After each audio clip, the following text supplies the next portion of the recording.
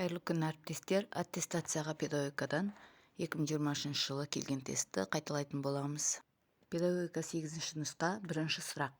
Жаттап алуға бағытталған және оған берілген жауап дұрыс немесе дұрыс емес деп бағаланатындай қойылған сұрақ.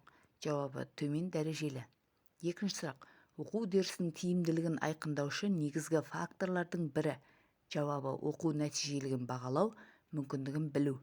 Үшінші сұрақ. Сабақтың оқу мақсатын қалыптастыруда қойылатын сұрақтардың бірі. Жауабы оқушылар қандай мәселелерді зерттеп талдаулары керек. Төртінші сұрақ. Оқушылардың берген алғашқы жауаптарын қарапайым сұрақтар арқылы түзетіп, оларды толығырақ жауап беруге итермелеп отыратын сұрақ қою тәсілі. Жауабы түрткі болу. Бесінші сұрақ. Баланың оқу және проблемаларды шешу қабілеті. Жауабы танымдық даму. Алтыншы сұрақ. Оқушылардың барлығына оқу ептілігі және білім дағдыларын дамытуға мұғалімнің қолайлы жағдай қалыптастыруы. Жауабы оқыту ортасын құру.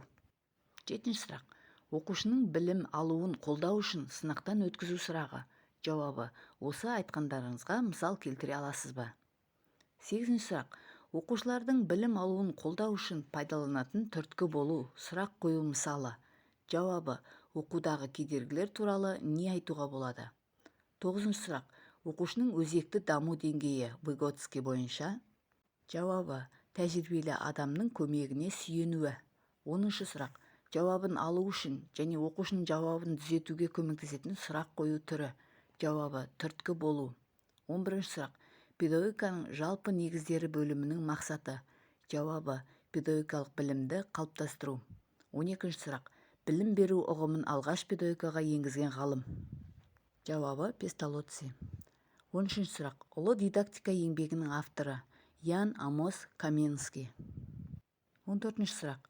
Педагогиканы оқыту әдістемесі бөлінеді. Жауабы дәстүрлі және инновациялық. 15-ші сұрақ. Ғылым ретінде педагогиканың негізін қалаған Каменский. 16-ші сұрақ.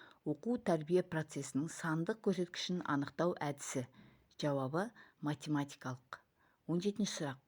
Қоршаған ортаны сақтауға тәрбиелеу. Жауабы экологиялық тәрбие. 18-ші сұрақ. Болмыстағы және өмірдегі сұлулық пен әдемілікті дұрыс қабылдау қабілетін қалыптастыру. Жауабы эстетикалық тәрбие. 19-шы. Техникалық құралдарға жатады. Жауабы үнтаспа, телеарна, бейнетаспа, компьютер.